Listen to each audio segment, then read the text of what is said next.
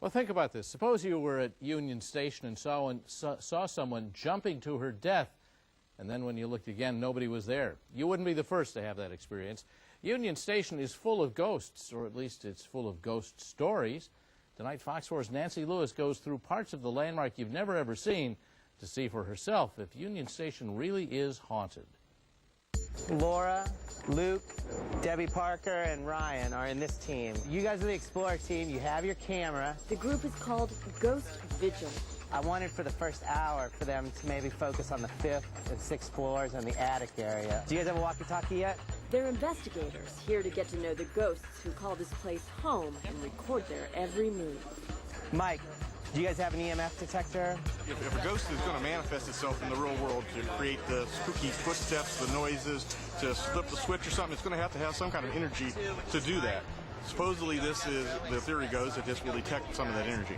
Union Station is huge, and to cover all the space, you need a lot of bodies. We got 4 teams split up into 4 different areas, and we're going to rotate and try to hit as much of the building as we can in 4 hours. Their plan, search from the rooftop down to the basement. Each area has its own story. Man, ain't no place like Union Station. It's one of the most happening places. That's cool. Now, people used to come here and, wait to get on trains, and there's just been some things reported in the area of this bench. Now, it doesn't help that there's these fairly creepy mannequins. We'll just start methodically going across the whole place. Okay, it worked. Some have reported seeing passengers who disappear in thin air. Others say they've seen the ghost of Frank Nash snuffed out by the mob at the station in the 30s. Some sightings are more gruesome.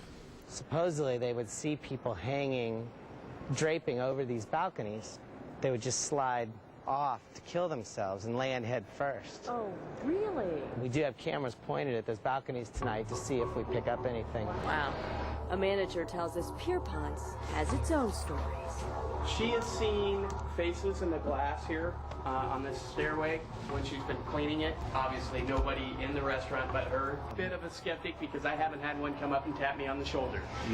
We're that way, too. The ghost hunters say their first job is to debunk the myths. If there are ghosts here, they want proof.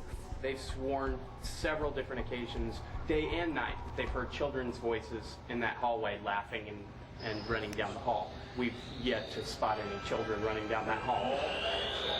Ghost hunters will do temperature checks, audio and video recordings, and check energy levels.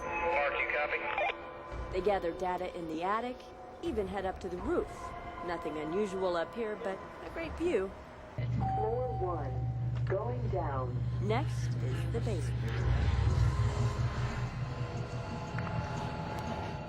Oh, wow, look at that. We're in a baggage tunnel underneath the station. It's a tunnel that no one's really been in years. It's like the beginning of a horrible horror movie or something.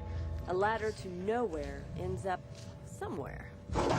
Where am I at? You're in the locker room of Amtrak. You're not a terrorist or anything like that. No. Okay, Amtrak workers, but no ghosts. Thanks, guys.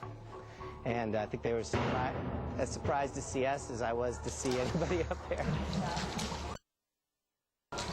It's a little freaky down here, yeah. It's nearly midnight as we head back upstairs for one last unexpected stop. Hello? Is there anyone in here? We hear that motion detectors can sense ghosts, and if so, they should go wild in the women's bathroom, which is supposed to be a hotbed of paranormal activity. Earlier, you may or may not have turned on the sinks for the other people that visited in here. Could you turn on this sink, for instance? Were you shooting that? Would someone like to turn on the sink for us, just to show us what you can do? Okay. Did you just hear that? What was What that? went on over there? Okay, now I want you to watch this very closely. Watch the sink at the end of the row. Okay, this is getting weird. Not weird for the ghost hunters. They're used to this kind of stuff. They say this one, though, probably has to do with some sensitive detectors responding to their cameras. So we basically think that it's the flash and shadow. I think it has nothing to do with the paranormal at all. Okay. It's just coincidence. It's as close as I came to a paranormal experience, but the hunters say they gathered a lot of interesting data, some unexplained sounds in the attic, and some crazy electromagnetic readings that just don't make sense. No visible ghosts, but some things that defy explanation, even if they don't go bump in the night. Nancy Lewis, Fox 4 News. So, if you want to know more about Ghost Vigil or read their final report on Union Station, you can go to our website, myfoxcasey.com, and we'll show you how.